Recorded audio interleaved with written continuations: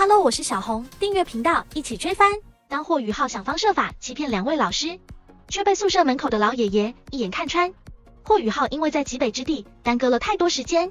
导致回史莱克学院报到迟到，让周一老师非常生气。毕竟在刚放假之时，周一就嘱咐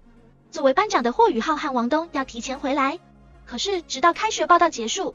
霍宇浩还是没有回到史莱克学院，这让周一、王东及樊宇都非常着急。要知道史莱克学院的规矩非常严，一旦学生没能按时报到，就必须按退学处理。更让周一愤怒的是，他竟然发现霍宇浩两头骗。当初霍宇浩骗周一说魂导系会帮自己猎取魂环，然后又欺骗樊宇说武魂系会帮自己猎取魂环，这不就是典型两头骗吗？霍宇浩是周一最喜欢的学生，更是樊宇的亲传弟子，如今他迟迟未回学院，这让众人既生气又担心。然而霍宇浩却是一直等到半夜才回来。为了不被开除，他直接去找班主任周一解释。毕竟现在的他不光多了一枚千年魂环，更是多了一个极致之冰武魂。如果霍宇浩如实坦白自己这第二武魂是活的超级凶兽，恐怕会当场被史莱克海神阁当成试验品吧。所以为了保护天梦哥和冰帝，他只能撒谎，声称是自己武魂出现破碎的迹象。随后更是开始胡扯，说什么冥冥之中他被一股力量指引到了极北之地，在极北之地昏迷后醒来，他就发现自己的身体里多出一股力量，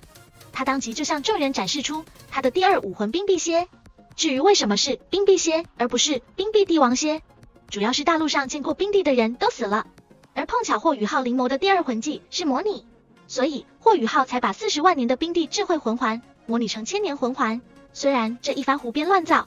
总算是把2位老师糊弄过去了，但还是让王东发现了蹊跷。要知道王东和霍宇浩可是有着武魂融合技，如果真的像霍宇浩所说临摹武魂出现武魂破碎，王东肯定会感应到。然而在假期开始前，王东却并没有感受到霍宇浩临摹武魂的不同，所以他断定霍宇浩一定是在撒谎。不过他也没有真的当面就拆穿霍宇浩的谎言，毕竟在他看来谁都有属于自己的小秘密。然而整个史莱克学院除了王东，还有一个人竟然一眼就看穿了霍宇浩的谎言，他就是宿舍门前那个一直躺在躺椅上的穆恩老爷。此人正是史莱克学院的定海神针99级的龙神斗罗穆恩。霍宇浩在参加2年级的升级考核中，也是暴露冰碧帝皇蝎武魂的领域类魂技永动之域。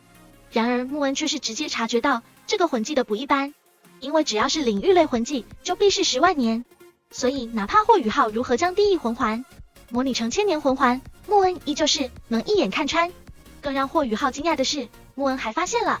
冰帝和普通冰碧蝎的不同。为了验证霍宇浩的武魂，穆恩还特地去极北之地抓了一只冰碧蝎。结果经过一段时间的观察，穆恩果然顺利发现，只要实力越强大的冰碧蝎，